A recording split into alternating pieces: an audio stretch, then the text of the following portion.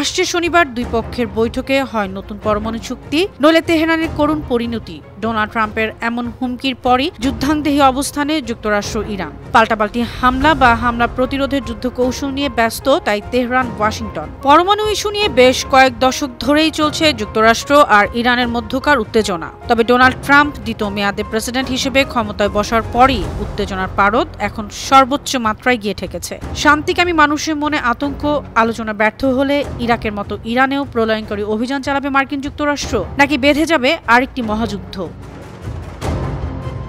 ইরানের পরমাণু প্রকল্প ইস্যুতে ইরানের সাথে যুক্তরাষ্ট্রের সাপে নেউলের সম্পর্ক দীর্ঘদিন ধরেই চলছে। কয়েক দশক ধরে এই দা কুমড়ো সম্পর্ক অব্যাহত থাকলেও তেহরানের উপর এভাবে হামলা চালানোর হুমকি আগে কখনোই দেয়নি ওয়াশিংটন। গাজার ভূমি খালি করতে ইসরায়েলকে সামরিক সহযোগিতা ও পরামর্শ দেয়া, ইয়েমেনে হুতি বিদ্রোহীদের উপর অব্যাহত বিমান হামলার পর এবার ওয়াশিংটনের ডোনাল্ড প্রশাসনের অন্যতম প্রধান টার্গেট তেহরান।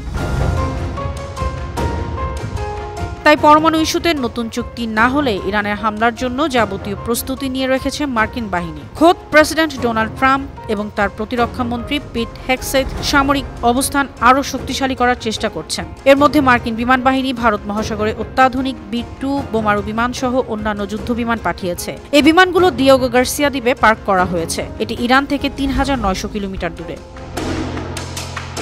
এছাড়া ইরানে ক্ষেপণাস্ত্র হামলার গ্রিন সিগন্যালের অপেক্ষায় রয়েছে মধ্যপ্রাচ্যে কাতার, বাহরাইন, সৌদি আরব, সংযুক্ত আরব আমিরাত ও ইরাকে মার্কিন সামরিক ঘাঁটিগুলো। বিমান হামলার জন্য সময় গুনছে কাতারের আল উদেইদ এয়ারবেস, বাহরাইনের সামরিক ঘাঁটি এবং সংযুক্ত আরব আমিরাতের আল দাফরা বিমান ঘাঁটির বায়ুসেনারা।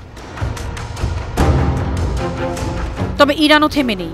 সামরিক প্রস্তুতি এবং সক্ষমতার ক্ষেত্রে একটি গুরুত্বপূর্ণ লক্ষ্য নিয়ে এগোচ্ছে দেশটি। মার্কিন বাহিনীকে জলে, স্থলে, আকাশে ধরাশায়ী করতে নিজেদের বাহিনীকে অত্যাধুনিক সামরিক সজ্জায় প্রস্তুত রেখেছে ইরান। দেশটির রয়েছে ভয়ঙ্কর টন্ডার 69 সুপারসনিক ক্রুজ রাদ মিসাইল। যুদ্ধ শুরু হলে ইসরায়েলেরও হামলা চালাবে ইরান।